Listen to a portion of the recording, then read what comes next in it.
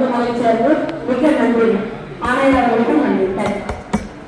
மரியாதைக்குரிய ஆணையாளர் ஐயா அவர்களே, பொருள் எண் 65ங்க திடக்கழிவு மேலாண்மை, அது கொஞ்சம் விளக்கம் கொடுக்க முடியுங்களா? ஏன்னா பல கோடி செலவு பண்ணுறோம், அதை எப்படி பண்ண போகிறோம், எந்த மாதிரி செய்ய போகிறோங்க?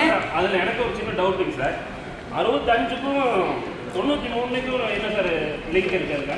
65 வந்து நம்ம இங்கே அனுமதி கொடுக்குறோம், மறுபடியும் 93 வந்து பழைய ஆளுக்கே வந்து எக்ஸ்டென்ஷன் கொடுக்குற மாதிரி போட்டிருக்கீங்க. அது மட்டும் கொஞ்சம் விளக்கம். ஒர்க்கார்டு கொடுக்குறவருக்கு அவங்க வந்து கண்டினியூ பண்ணுறது தான் கொடுத்துருக்கு. மற்றபடி அதிகம் பண்ணியாச்சுங்க.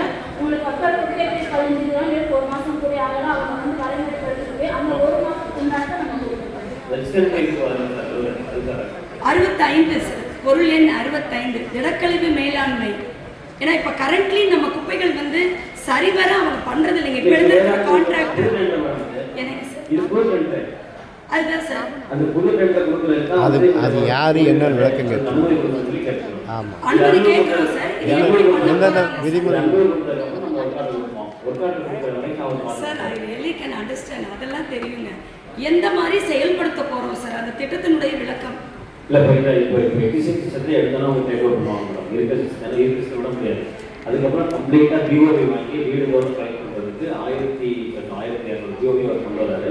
அதை வச்சு கலெக்ட் பண்ணிட்டு அங்கேயே வந்து டெம்பரரி டிரான்ஸ்போர்ட் மாதிரி போட்டு அங்கேருந்து கொண்டு போய் நம்ம வெள்ளூரில் வச்சு பர்ச்சேஸ் பண்ணுறோம். ஏன்னா இப்போ வந்து சார் என்னுடைய பகுதியிலேருந்து வார்டு 44லேருந்து சாய்பா காலனிலேருந்து வெள்ளூர் போக 45 நிமிஷம் சார்.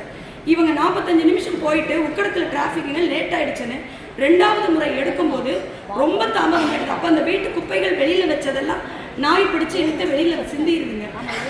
அது மட்டும் இல்லாமல் இந்த குப்பைகளை வந்து நாங்கள் தரம் பிரிக்கிறோங்கிற பேரில் ஒவ்வொரு ரோட்லேயும் ஒவ்வொரு முச்சந்தியில் வச்சு ஒரு 4 வீடு சுற்றி இருக்கிற இடத்துல பண்ணும்போது மாலை 4 மணி வரைக்கும் அந்த வீதியில் அந்த இடத்துல நாள் முழுக்க குப்பை தேங்கின மாதிரி தான் இருக்குது. இதையெல்லாம் கருத்தில் கொண்டு தான் இந்த நம்ம திட்டத்தை வந்து செய்யணும்.